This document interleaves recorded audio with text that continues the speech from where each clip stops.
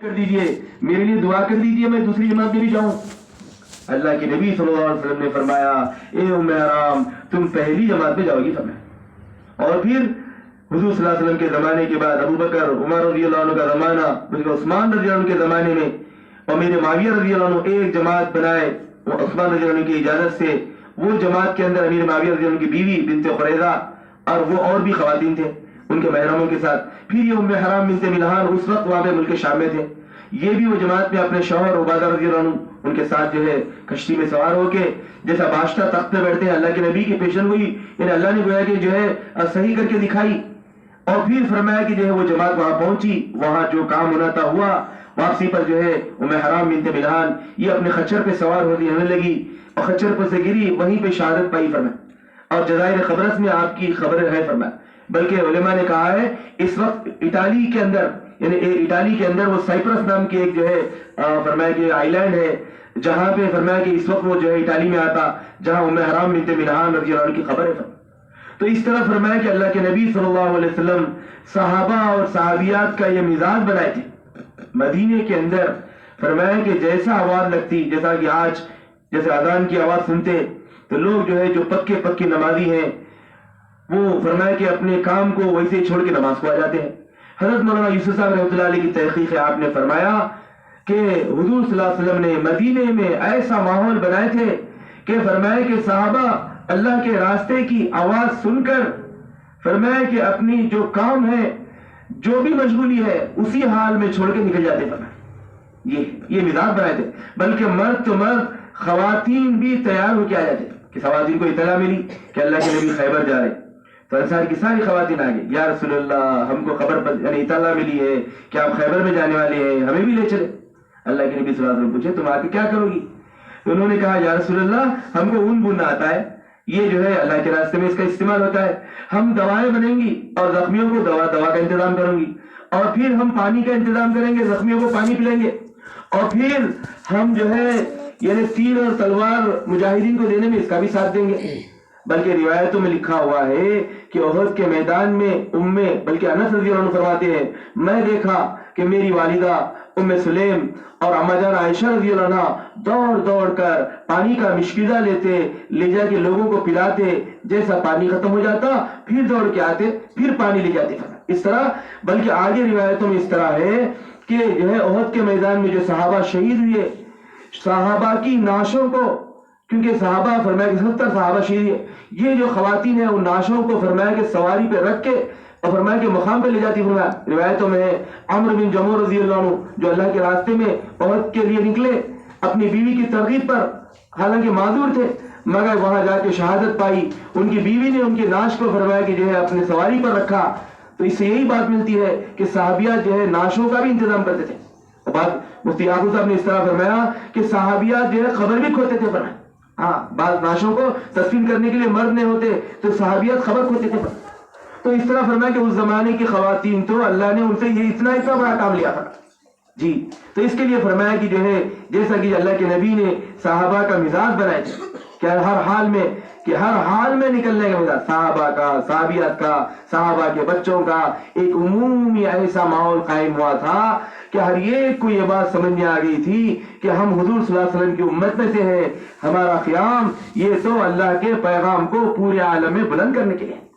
یہ ہماری جان اور ہمارا مال اللہ نے جنت کے بدلے میں خرید لیا ہے۔ اور پھر فرمایا کہ اس کے لیے ہر آن تیار رہتے تھے۔ ہاں فرمایا کہ جو ہے صحابہ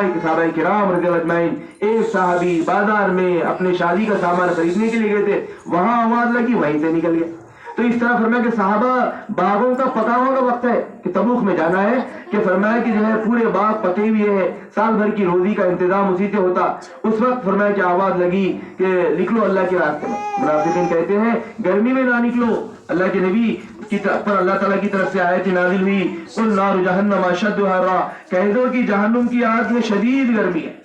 اور پھر فرمایا کہ جو ہے صحابہ اللہ کے راستے میں پکے پکائے باغ کو کاٹنے کے بجائے بلکہ اللہ کے راستے کی آواز نکلی اس کو چھوڑ کے چلے گئے، یہاں تک کہ 3 صحابہ نہیں نکلے اس وقت جو اللہ کے نبی صلی اللہ علیہ وسلم کے ساتھ 3 صحابہ نکلنے سے پیچھے رہ گئے، جسے کعب بن مالک رضی اللہ عنہ، ہلال بن امیہ رضی اللہ عنہ، مرارہ بن ربیع رضی اللہ عنہ، یہ نہیں نکلے۔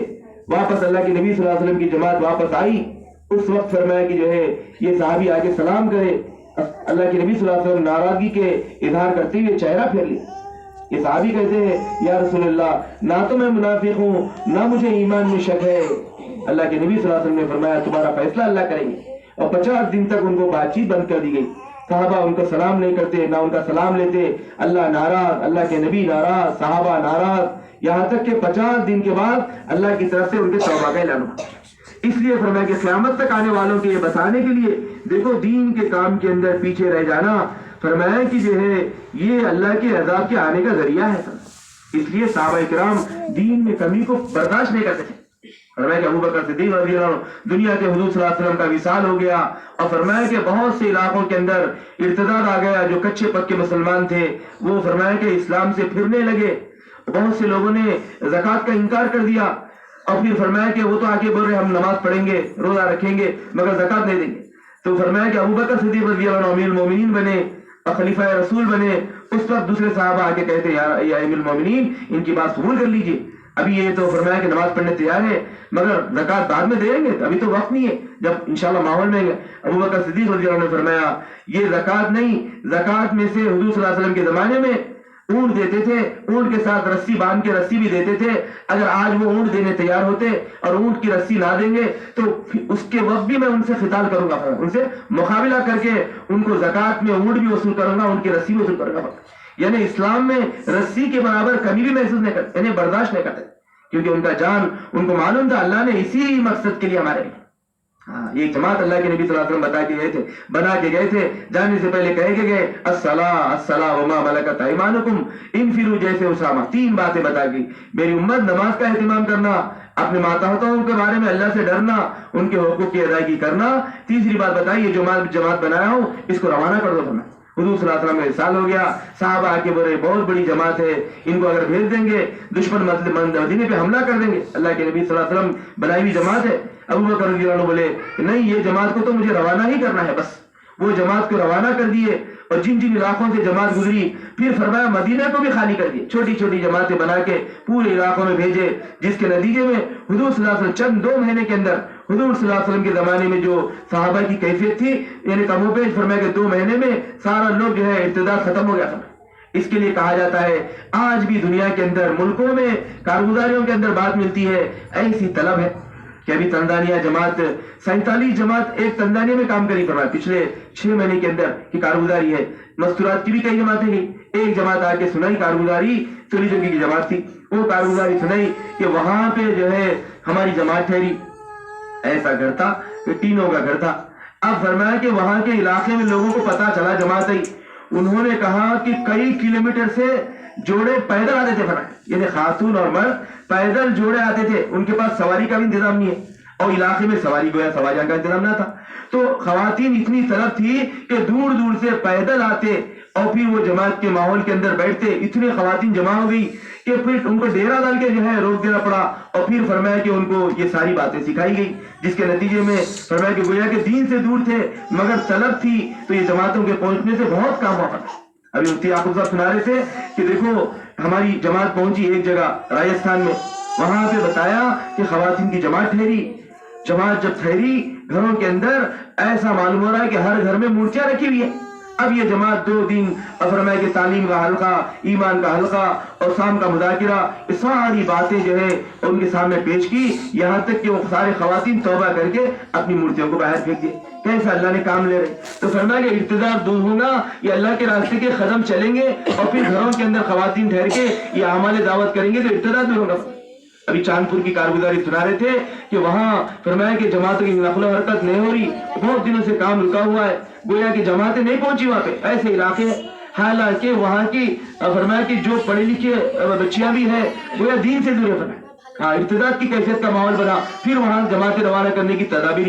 یہ اس لیے ہے کہ صحابہ کے زمانے میں جماعتیں جانے کی جو ترتیب ہوتی تھی وہ کوئی ترتیب نہیں ہوتی تھی، وہ تو تقاضا میں جاتے تھے۔ الحمدللہ ابھی ہم کو ابتدائی درجے میں بتایا جا رہا کہ بھئی ہر تیسرے مہینے میں اپنی جماعت بنا کے اپنی ہفتے والی تعلیم میں ہم خود اپنی جماعت بنائیں اور پھر لے کر جائیں، 3 بار لگائیں، پھر عشرہ لگائیں، اور پھر جو ہے اسی سال جو ہے چلہ بھی لگا لیں، اور تیسرے سال میں پھر چلہ لگا لیں۔ یہ تو ایک ترتیب ہے، بنا یہ تو کم سے کم درجہ ہے, یہ تو ابتدائی فرمایا. مگر اصل صحابہ کا جو کام تھا وہ تو تقاضے, جیسا کسی علاقے میں ارتداد آ گیا تو جماعتیں بنتی, خواتین بھی ساتھ میں محرم کے ساتھ روانہ ہو جاتی فرمایا. جیسا کہ ام حکیم رضی اللہ عنہ کے بارے میں آتا ہے, بعد میں جو فرمایا کہ اکرمہ رضی اللہ عنہ کے اسلام میں لانے کا ذریعہ بنے, حضور صلی اللہ علیہ وسلم کے وصال کے بعد کئی معرکوں میں شریک کیے فرمایا. تو اس طرح صحابیات بھی جو ہے تقاضوں پہ جاتی ہے. میں یہ بتا رہا تھا کہ ترتیب تو ہماری شروعات کی محنت کے لیے ہے. ابھی مفتی یعقوب صاحب سفر میں جو نظام الدین میں مستورات کا کام کہ اس وقت کے گویا کہ یہ ہے, وہ فرما رہے تھے کہ ہمارے خواتین گھروں کے اندر جتنا کام کرتی ہے, کہ پکاتی بھی ہے, بچوں کو بھی ہے تیار بھی کرتی ہیں, اور پھر سارے کام بھی کرتی ہیں, مہمانوں کا بھی نظم کرتی ہیں, اسی طرح فرمایا اللہ کے راستے میں نکلنے کا ارادہ کرو, جتنا کام گھر پہ کرتی ہو اس سے زیادہ کام وہاں جا کے کرنے کا ارادہ کرو, تو پھر دیہاتوں میں ہماری جماعتیں چلیں گی اور پھر وہاں کا ارتداد دور ہوگا. فرمایا یہ بات فرمائی. تو اس طرح فرمایا کہ جو ہے آپ نے فرمایا ابھی تقاضے اس طرح ہے, جی تقاضے اس طرح ہے کہ ملکوں کے پورے ملک کے اندر دیہاتوں کے ہر جگہ کی بہت سے تقاضے. اب یہ تقاضے کون پورا کرے؟ جیسے میں شروع میں نے عرض کیا, حضرت جی مولانا صاحب کے سامنے ہمارے جو ہے امین بھائی بتا رہے تھے کہ آپ کے سامنے بات آئی, حضرت یہ چھلے اشرے کا جوڑ ہے, ان کی تشکیل. حضرت نے فرمایا یہ تو تشکیل شدہ لوگ ہیں. حضرت نے فرمایا ان کی تشکیل کرنا نہیں ہے, یہ چھلے اشرے والے تو تشکیل شدہ ہے, بس ان کی ترتیب بناؤ. یہ آپ کا جو جوڑ ہے یہ تو تفقد کر کے ترتیب بنانے کا جوڑ ہے. تو لہٰذا ابھی آپ حضرات کو جو ہے وقت دیا جائے گا کہ ابھی جیسا کہ جو ہے جیسا بتایا گیا کہ جن کے جو ہے 2 چھلے لگ گئے وہ جلد سے جلد جو ہے اس کی ترتیب بنا لے, کہ جلد سے جلد جو ہے بیرون کی جماعت, ابھی بیرون کی جماعتیں رکی ہوئی نہیں ہے, اتنی جماعتیں فرمایا کہ جہاں کا بھی فرمایا کہ جو ہے رخ مل رہا وہاں پہ جماعتیں چلی جا رہی. یہاں تک کہ عرب میں بھی ہماری جماعتیں 3 جماعتیں کام کر رہی, اور پھر بہت سے ملکوں میں جماعتیں کام کر رہی ہے, پہلے سے زیادہ خروج ہو رہا ہے. تو اس کے لیے آپ حضرات سے بھی درخواست ہے کہ ابھی جن کے 2 چھلے لگ گئے اور پہلے بیرون کا سفر ہو گیا, ہمارے بڑے یہ چاہتے ہیں یہ جو جوڑ ہے اس کے اندر آنے والے 6 مہینوں کے اندر یہ جتنے ہمارے چھلے والے خواتین ہیں یا بیرون والی خواتین ہیں یا اشرے لگے ہوئے خواتین ہیں, گویا چھلا 2 بار لگ گیا اور بیرون کا سفر ہو گیا, یہ خواتین آنے اور 3 سال ہو گیا بیرون کا سفر ہو گیا, تقاضے پہ بھی جا سکتے ہیں. تو اب یہ 6 مہینے کے اندر جماعت میں جانے کے لیے آپ ارادہ کرو, ایک حلقہ یہ چھلا اور یعنی 2 چھلے اور بیرون والوں کا ایک حلقہ لگا لو. اسی طریقے سے اس کے اندر ایک بہن تشکیل کر لے, اور دوسرا فرمایا کہ جو ہے جن کا جو ہے ابھی پہلا چھلا لگا ابھی دوسرا چھلا لگانا ہے ان کے لیے, تاکہ بیرون جانے کے لیے 2 چھلے کی ضرورت ہے. تو اس طرح فرمایا کہ دوسرے چھلے کی تشکیل کر لے, اور جو خواتین کا ابھی اشرا لگا ہوا ہے ان کے لیے تو چھلے کا دروازہ کھلا ہوا ہے.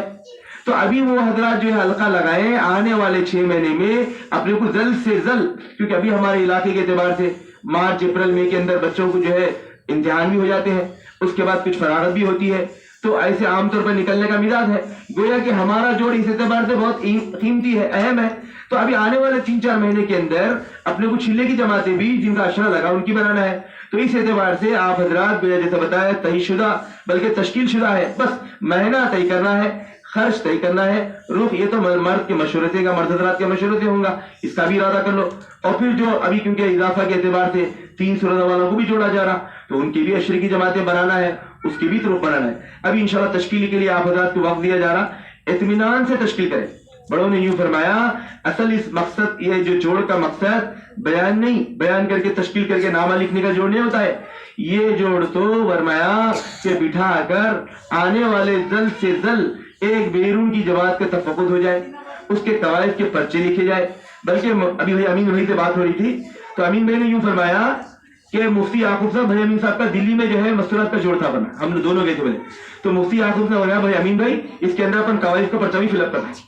کبھی بڑے بتا رہے کہ ابھی انشاءاللہ جو ہے بیرون کے اعتبار سے ارادے بھی کیے جائیں گے, قواعد کے پرچے بھی پورے کیے جائیں گے, اور پھر چھلے کی جماعت کے اعتبار سے ارادے بھی کیے جائیں گے اور ان کو الگ بٹھایا جائے گا, اور پھر خواتین مستورات کے اعتبار سے نام ملا کر پھر ان کو الگ بٹھا کر ان کا مہینہ طے کیا جائے گا, ان کا خرچ کیا جائے گا, اور پھر قواعد بھی جمع کیے جائیں گے. اس طرح 3 سرے والے بھی ارادہ کرو اشرے کا, وہ جماعتوں کی بھی تاریخ طے کی جائیں گی, پھر اس کے اعتبار سے بھی رخ کے بارے میں فکر ہوگی. ابھی تشکیل کے لیے وقت دیا جا رہا, آپ اطمینان کے ساتھ تشکیل کریں, ورنہ تشکیل کے اندر اجلت نہ کریں, جلدی نہ کریں, جلدی نام آدھی وہ نہیں, اطمینان سے بیٹھ کے ایک سے لکھاؤ, پھر وہ پرچی ادھر بھیجیں, پھر مرد حضرات بھی یہاں بیٹھ کے اس کا باقی کا کام کر لیں.